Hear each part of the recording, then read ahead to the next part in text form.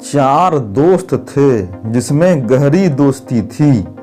चारों दोस्त कॉलेज में पढ़ते थे।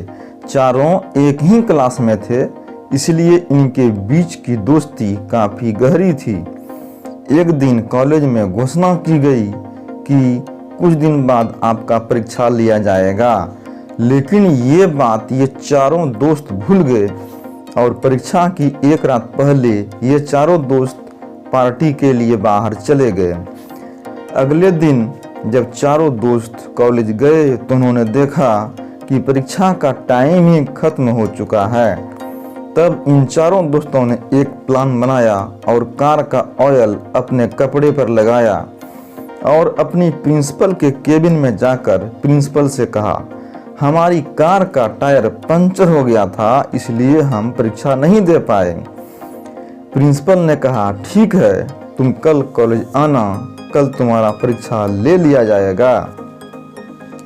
चारों दोस्त खुश होकर वहां से निकल गए और ये सोचने लगे कि आज तो हम बच गए। इन चारों दोस्तों ने रात भर पढ़ाई की और जब अगले दिन परीक्षा देने गए तब इनसे कहा गया कि तुम चारों का परीक्षा अलग अलग क्लास में लिया जाएगा।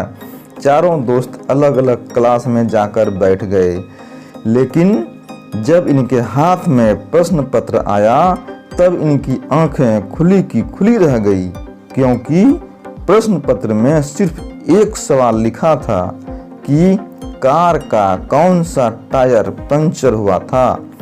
चारों दोस्त हैरान हो गए।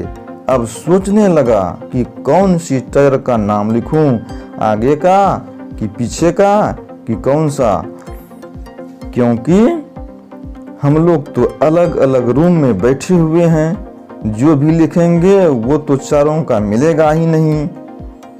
तब उनकी अपनी गलती का एहसास हुआ। फ्रेंड्स, इस कहानी से हमें यह सीख मिलती है कि हमें कभी झूठ नहीं बोलना चाहिए, क्योंकि अगर आप जिससे झूठ बोल रहे हो और उसको आपके झूठ के बारे में पता है तो आप सिर्फ उसकी नज़रों में ही नहीं बल्कि अपनी नज़रों में भी बुरे और छोटे बन जाओगे।